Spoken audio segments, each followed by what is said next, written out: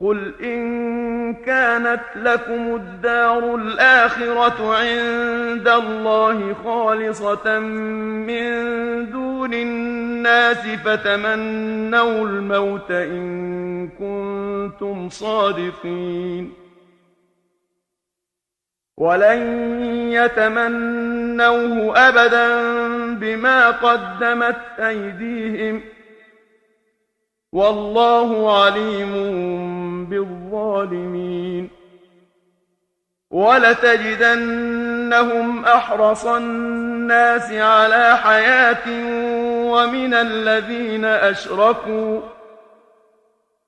يود أحدهم لو يعمر 1000 سنة وما هو بمزحزحه من العذاب أن يعمر والله بصير بما يعملون قل من كان عدوا لجبريل فإنه نزله على قلبك بإذن الله مصدقا لما بين يديه وهدى وبشرى للمؤمنين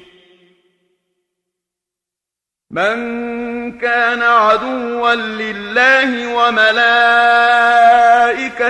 ورسله وجبريل وميكال فإن الله عدو للكافرين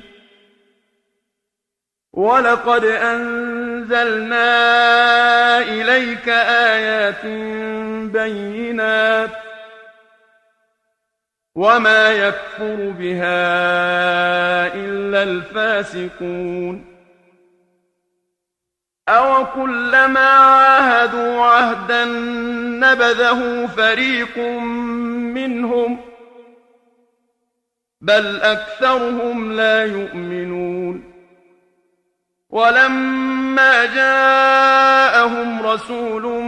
من عند الله مصدق لما معهم نبذ فريق من الذين أوتوا